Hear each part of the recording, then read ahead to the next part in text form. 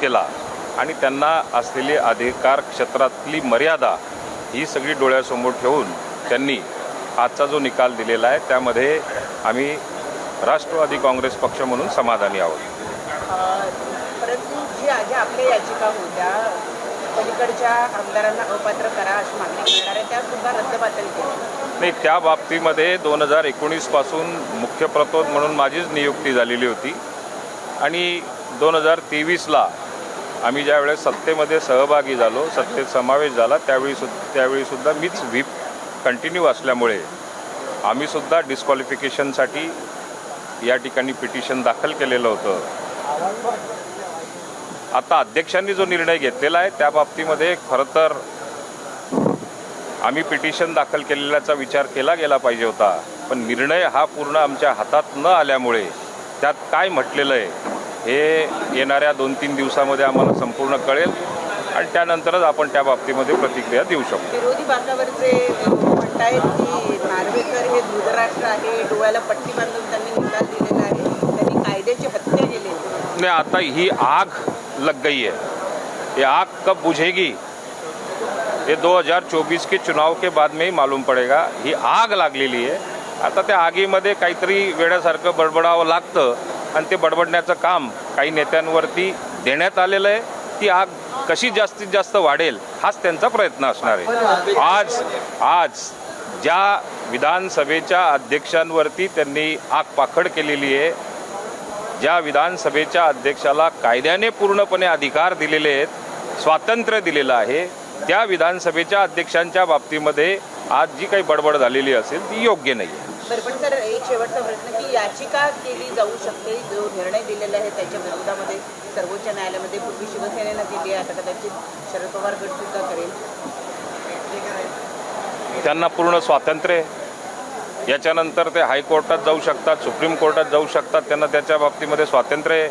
आमच्या बाबतीतही आम्हाला थोडासा अन्याय झाल्यासारखं वाटतं की ज्या 10 लोकांनी या ठिकाणी डिस्क्वालिफिकेशन त्यांचं झालेलं नाही आहे, या बाबतीतही आम्ही निकाल वाचल्यानंतर तोही निर्णय आमच्या पक्षाच्या माध्यमातून किंवा आमच्या माध्यमातून तो घेतला जाणार। फैसले के बाद ये कहा गया है कि जो विधानसभा अध्यक्ष है वो धृतराष्ट्र है। अब इसके बारे में हम क्या बोलेंगे, ये तो आग लग चुकी है।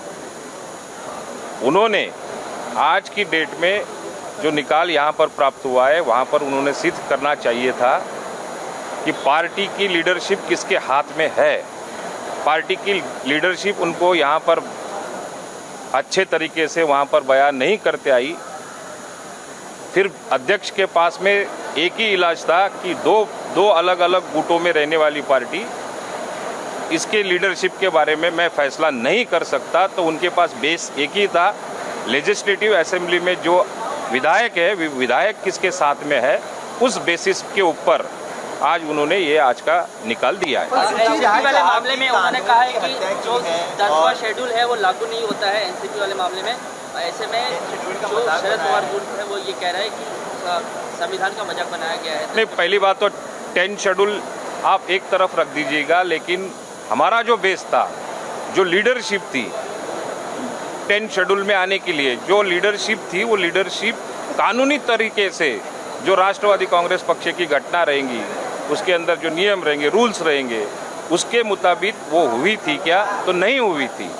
राष्ट्रीय अध्यक्ष से लेके ग्राउंड लेवल तक, ब्लॉक लेवल तक उसकी नियुक्ति नहीं, निवडणूक के द्वारा नियुक्ति नहीं हुई थी, तो लीडरशिप के ऊपर ही बेसिकली लीडरशिप ही इलीगल तरीके से थी। तो 10 शेड्यूल के बाद में तो उसके बाद जाना है। जो पार्टी का घटनाक्रम रहता है उसके अंदर राष्ट्रीय स्तर से लेके ब्लॉक लेवल तक जो चुनाव होके वहाँ पर पदाधिकारी नेमे जाने चुके रहने वाले थे, वो कभी वहाँ पर इलीगल तरीके से बैठे थे, तो 10 शेड्यूल उसके बाद में आने वाला है। पार्टी की लीडरशिप ही इलीगल थी। पार्टी के डिस्प्यूट को लेकर भी 2 बातें आ रही हैं। चुनाव आयोग का कहना है कि डिस्प्यूट सालों से था, यहाँ पर बताया गया कि कुछ महीनों का डिस्प्यूट था। नहीं, बहुत एक मैं आपको खुले तरीके से बता देता हूँ। असंतोष जो बोले जाता है वो असंतोष काफ़ी सालों से था, दबाया जा रहा था।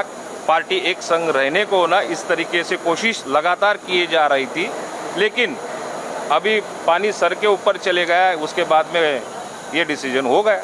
एक प्रश्न असा होता, विधानसभा अध्यक्ष आहे त्याने व्हीपचा कुठे उल्लेख केला नाही. विधानसभा अध्यक्ष आहे त्याने व्हीपचा एक सवाल मुझे लेना था। 12 लोगों को अयोग्य नहीं कराया गया जो शरद पवार ग्रुप के थे, उनको लेकर क्या आप कोर्ट जाएंगे?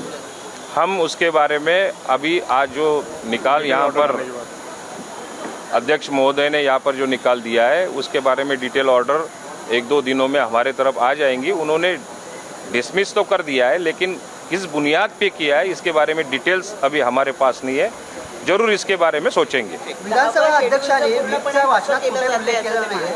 सूची 10चा आहे त्याचंही पालन केलं नाही आहे आणि हा निकाल अपेक्षित होता. म्हणजे जसं शिवसेनेत झालं तसं या बाबतीत पण होणार असं अपेक्षित होतं, असं आधीच म्हटलं जातं. तर हा निकाल एकतर्फी लागला असं वाटतंय तुम्हाला? नाही, आता हा निकाल अपेक्षित असण्याचं कारण म्हणजे काय, आमच्याकडे संख्याबळ नव्हतं का?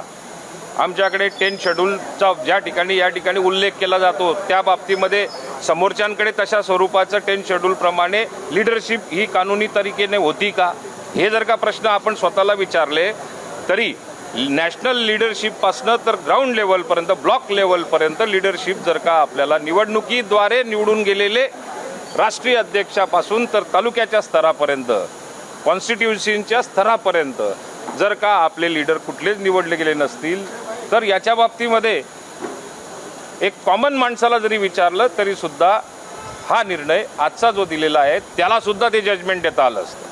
10व्या शेड्यूलचं हसं केलं आहे आजच्या निर्णयानं, असं जितेंद्र आव्हाड.